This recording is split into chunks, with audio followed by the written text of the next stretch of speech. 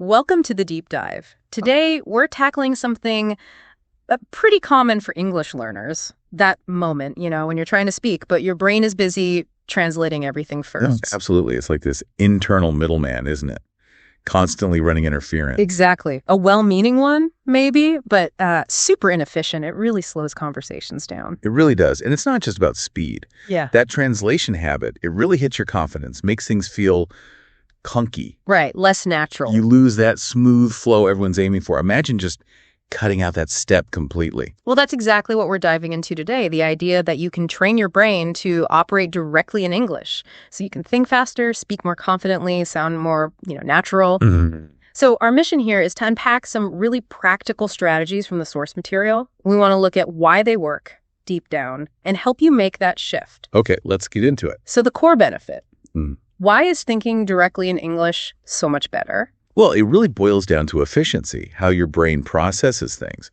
Think of it like rerouting internet traffic. Translating is like sending everything through an extra unnecessary server, your native language. Okay. Skipping that step means a direct connection, faster processing, basically. It frees up your brain to just focus on English. Making English the default pathway. Precisely. The most efficient one. So how do you start building that direct pathway? The sources seem to really emphasize immersion first. Yeah, surrounding yourself with English. It sounds simple, almost obvious, maybe. Right. But it's incredibly powerful. The more you hear it, read it, see it, your brain just starts to adapt. It accepts English as, normal. What's happening neurologically when that adaptation occurs? Is it just familiarity? It's deeper than just familiarity. You're actually building and strengthening neural pathways. Your brain starts mapping concepts directly to English sound, English structures. It stops needing your native language as the go-between. And the sources point to using multiple senses, right? So watching movies, listening to podcasts, hopefully, like this one, Hopefully. reading books, even just scrolling through English content on social media. It all helps normalize English for your brain. Okay, that makes sense. Constant exposure. Which leads us, I think, to the next big hurdle, actively stopping the translation habit. Yes. Confronting that internal middleman directly. It sounds easy to say just stop translating, but if you've been doing it for years, how tough is that habit to break, really? Do the sources mention common struggles? That's a great point because it is a challenge, a big one. I think the main pitfall is just forgetting.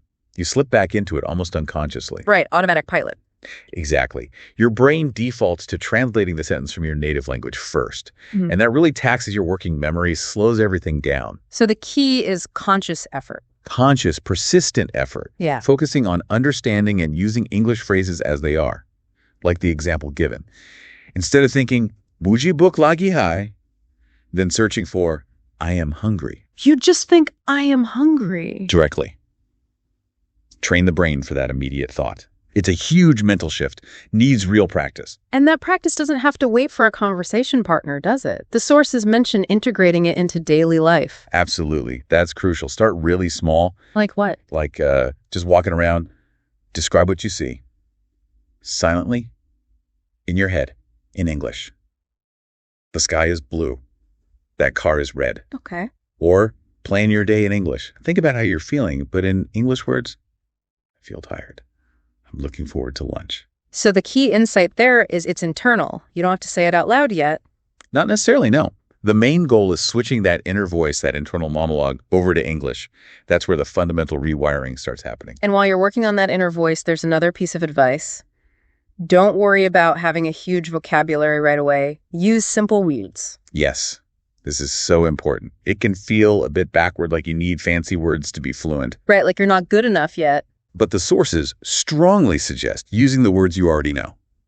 If you can't think of delicious, just say, very tasty, or I like this food.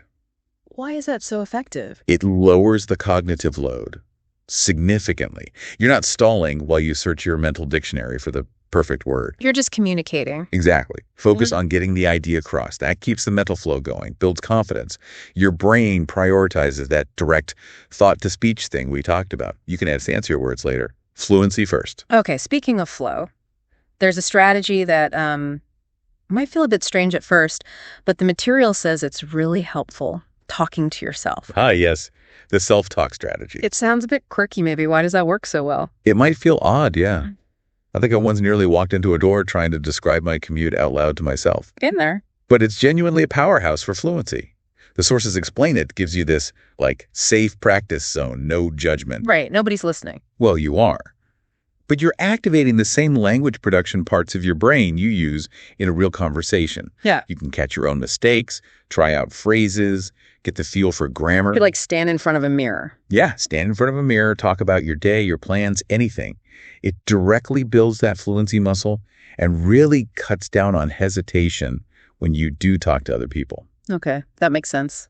And to make that self-talk, and I guess all spoken English, sound more authentic, the sources push learning in phrases, not just single words, learning in chunks. Oh, this is such a game changer, honestly. Chunks! Because our brains naturally work with patterns, with chunks of information. When you learn phrases, you're giving your brain these pre-made units. Okay. So instead of just the word meeting, learn attend a meeting, or have a meeting, or schedule a meeting. So your brain grabs the whole phrase at once. Exactly. It stores attend a meeting as one item. That's way less processing power than grabbing attend, then meeting, and sticking them together every single time. Ah, I see. It's how native speakers do it, without thinking. It makes recalling and using full, natural-sounding sentences much, much easier. Which all kind of builds towards the final, maybe most obvious step, actually talking to other people. Right. Practice with others. This is where everything comes together. All that internal work gets tested, refined, and really locked in. Because it forces you to think on your feet. Totally. Real conversation demands real-time processing, thinking, responding, improvising. It accelerates your brain's adaptation like nothing else. And the sources suggest finding groups or partners. Yeah, various options. English-speaking groups, maybe online conversation clubs, finding a specific speaking partner you click with. Different settings offer different benefits. Like groups for hearing different accents, maybe? Exactly. And one-on-one for maybe deeper conversation. But the core idea is the more you use English actively in real situations, getting that immediate feedback, the faster your brain accepts it as the go-to language. It sounds like with all these strategies, the underlying message is, well, it takes time. Patience. Absolutely. Patience is vital. The sources often use the analogy of building a new habit, or even like building a muscle. A mental muscle. A mental muscle, or maybe a new pathway in your brain. It's literally neuroplasticity at work. Explain that a bit more. Well, every time you consciously choose to think or speak directly in English, you're strengthening the neural connections for English. The more you use those pathways, the stronger and more efficient they become. Like paving a road. Exactly like paving a new direct road. It takes consistent effort, daily practice, and time. Just like forming any habit. But the more you immerse yourself, the more you practice these things. The more English just becomes automatic, your brain's default setting. So wrapping this up for you listening, we've walked through some really powerful, practical ways to train your brain, to shift from that slow translation process to thinking and speaking directly in English. Yeah, from immersion and consciously stopping translation. To daily thinking practice, using simple words first, the maybe slightly awkward self-talk. Yes. And learning in those crucial chunks or phrases, the whole toolkit. And ultimately using it all in real conversations with others to make it stick. It really cements English as your brain's default, its most efficient mode. So maybe take a moment to think. Which one of these strategies could you start weaving into your routine, maybe starting today? And here's a final thought, something maybe to ponder beyond just language learning. This whole idea of rewiring your brain, consciously building new pathways through consistent practice. How could that apply elsewhere in your life? What other skills, what other habits could you make your default with that same kind of consistent, patient effort?